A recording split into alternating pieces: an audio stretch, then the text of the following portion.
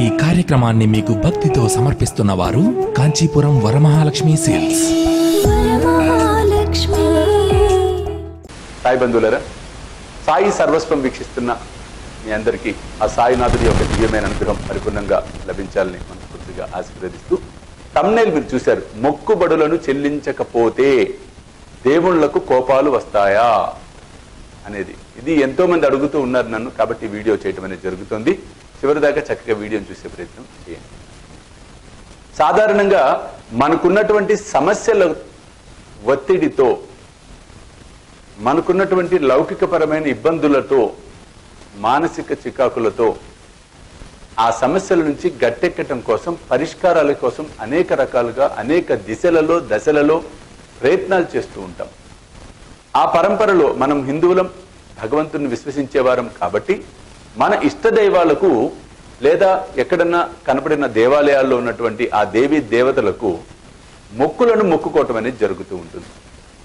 ఉదాహరణకి మా అబ్బాయి 10th ఫస్ట్ క్లాస్లో పాస్ అయితే, బాబా నీకు నేను 100 రొట్టెలు చేయించి నైవేద్యం పెట్టి పేదలకు పంచిపెడతాను, ఇది ఒక మొక్కు.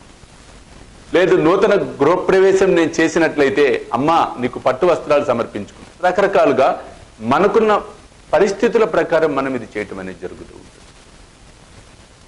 కానీ ఇక్కడ సమస్య ఏంటంటే, ఎక్కడ సమస్య వస్తుందంటే, సరే ఆ పరమాత్ముడు మన ప్రార్థనలు విని మన కోరికలు తీర్చడం ద్వారా మనకి ఆ సమస్యలు గట్టెక్కి మనం సంకల్పాలు సిద్ధిస్తాయి.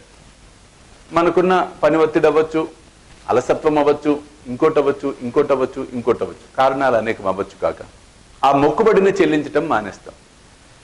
కొంతకాలం అయిన తర్వాత మరల ఏదైనా కష్టం వచ్చినప్పుడు అప్పుడు గుర్తొస్తుంది, అమ్మో ఆ మొక్కుబడి ఆ రోజు మనం మొక్కాం కదా, అందుకే ఆ దైవం ఈ విధంగా మనల్ని కష్టాల పాలు చేస్తుందేమో అనే భావన భ్రమలకు మనం గురవటం అనేది జరుగుతూ ఉంటుంది.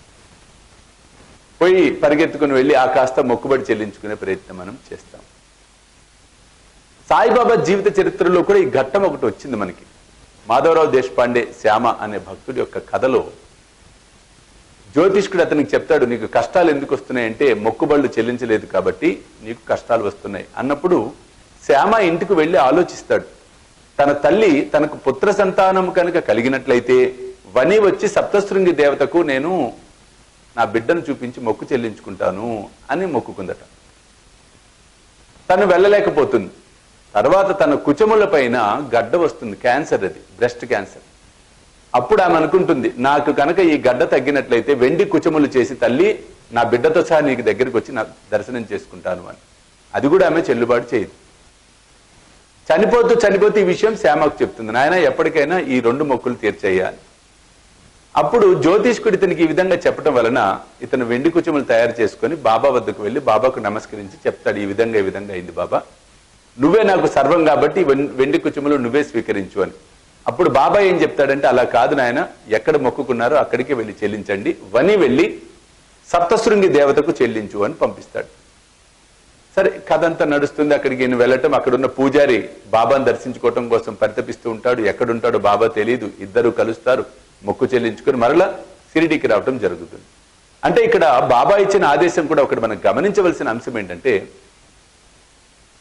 ఖచ్చితమైన అంశం ఏంటంటే, మొక్కులు చెల్లించకపోతే దేవీ దేవతలు మన మీద కోపోద్రిక్తులు అవుతారు అనేది అవాస్తవం.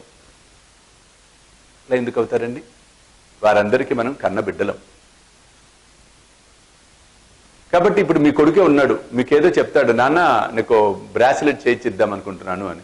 వాడు చేయించడు. వాడి మీద కోపం వస్తుందా? వాడిని చంపేస్తామా? కాదు, నవ్వుకుంటాం. ఏమో లేదు, పరిస్థితులు అనుకూలించలేదేమో లేదు. అలాగే దైవం కూడా, దైవం ఎప్పుడు మనం ఇచ్చే పదార్థాల కోసము, మనం ఇచ్చే మొక్కుబడుల కోసం ఆశించదు. మనం ఎంత విశ్వాసంతో ఉన్నాం, ఎంత ప్రేమతో ఉన్నాం. కాబట్టి ఆ విశ్వాసాన్ని చూపించటమే మొక్కుబడి చెల్లించటం, అంతకుమించి ఏం లేదు. మీరు మొక్కుకున్న తర్వాత, మీ పని అయిన తర్వాత వెంటనే ఆ మొక్కుబడి చెల్లించటం అంటే మనం విశ్వాసాన్ని కనబరచటం. ఓ దేవా, నీ దయ వలన నాకు ఈ విధంగా మంచి జరిగింది అని మనము కృతజ్ఞత తెలియచెప్పటం. ఉదాహరణకి మీరు రోడ్డు మీద పోతూ ఉంటారు, మండు టెండ, ఏ బండి దొరకదు, ఏమీ ఉండవు వాహనాలు. ఎవరో తెలియని వ్యక్తి ఆపి ఎక్కండయ్యా మిమ్మల్ని డ్రాప్ చేస్తా అని మిమ్మల్ని డ్రాప్ చేస్తే వెంటనే మీరేం చెప్తారండి? ఆ పిల్లవాడికి థ్యాంక్స్ అని చెప్తారు. ఎందుకు? మన్ని డ్రాప్ చేశాడని. మరి భగవంతుడు మనకి మానవ దేహం ఇచ్చి ఈ భూమి మీద డ్రాప్ చేసి మనకి కావలసినవన్నీ వసతులు ఏర్పాటు చేసి మనల్ని నడిపిస్తున్నప్పుడు ఆ భగవంతుడికి కృతజ్ఞత ఎలా తెలియచెప్పాలి?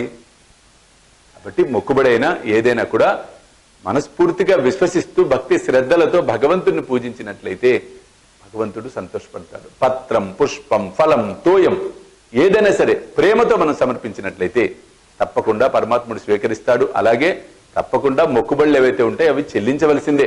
అంటే అది చెల్లించకపోతే దైవం కోపం వస్తుందని కాదు, ఇక్కడ మన కర్తవ్యం కదండి. లేకపోతే మనం ఎలా అవుతాం చెప్పండి? దొంగలం కింద మారిపోతాం. అంటే ఆ కష్టం వచ్చినప్పుడే అది చెప్తున్నాం, కష్టం తిరిగిన తర్వాత మర్చిపోతున్నామా, స్వార్థపరులం అయిపోతాం. అలా అవ్వకూడదు.